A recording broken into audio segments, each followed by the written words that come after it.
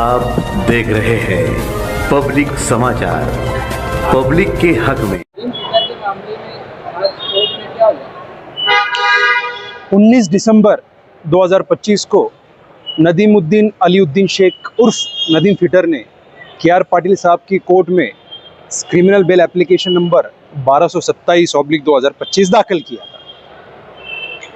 उस पर कोर्ट में परसों के दिन डिटेल में सुनवाई हुई।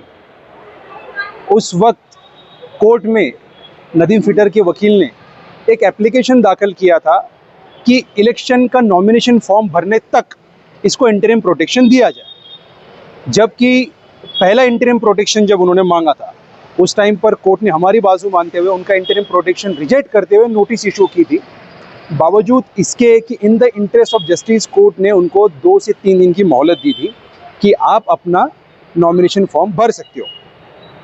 आज फिर से नदीम फिटर के एडवोकेट साहब ने उसी बुनियाद पर एक एप्लीकेशन दायर किया जिसमें ऐसा मेंशन किया गया था कि नॉमिनेशन फॉर्म तो आज भरा जाएगा पर आगे प्रचार के लिए जो है उनका बाहर रहना ज़रूरी है, लोगों से मुलाकात के लिए उनका बाहर रहना ज़रूरी है और बहुत सारी चीज़ों का उन्होंने उसमें जिक्र किया था। हमने उस पर डिटेल में से देते हुए कहा कि पहली बात तो इनका एड इंटरिम बेल एप्लीकेशन जो था वो रिजेक्ट कर दिया गया था, नोटिस इशू कर दी गई थी। फिर भी कोर्ट ने लिबरल होकर, उदार होकर उनका जो है 2 दिन का इंटरिम दिया कि आप एप्लीकेशन भरो। उसके बावजूद भी आज उन्होंने कोर्ट में एक स्पेसिफिक एप्लीकेशन दिया कि हमको एक्सटेंड करके दिया जाए। तो हमने कोर्ट में यही कहा कि इन्होंने जो भी एप्लीकेशन कोर्ट में दाखिल किया वो बेबुनियाद है, इसमें कोई भी जस्टिफिकेशन नहीं है।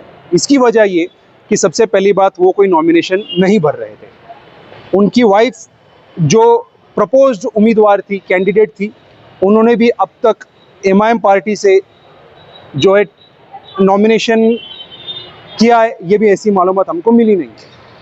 उसके अलावा हमने कोर्ट में ये कहा कि पहले कहा कि नॉमिनेशन के लिए हमको इंटरिम दिया जाए, आज कह रहे हैं कि प्रचार के लिए हमको इंटरिम दिया जाए, फिर कल कहेंगे कि हम जीत कर आए तो हमको फिर हमारे जल्लोश के लिए, हमारे विजय के लिए हमको वक्त दिया जाए, फिर बाद में कहेंगे वाइफ के साथ मुझे काम करना ज़रूरी है इसलिए मुझे इंटरिम दिया जाए। तो हमने कहा कोर्ट में ये सब बेबुनियादी और फिजूल की बातें हैं। पहली बात तो ये एप्लीकेशन टेनेबल ही नहीं है, फिर भी कोर्ट ने इसको in the interest of justice grant किया है। बावजूद इसके जो सेकेंड एप्लीकेशन, सब्सिक्वेंट एप्लीकेशन उन्होंने फाइल किया है उसको रिजेक्ट किया जाए। कोर्ट ने आज हमारी बात मानते हुए उसको सीन एंड नोटेट करके उनका जो एक्सटेंशन था उसको रिजेक्ट किया गया है। अभी उसकी सुनवाई जो 1 जनवरी को रखी गई है, 1 जनवरी 2026 को।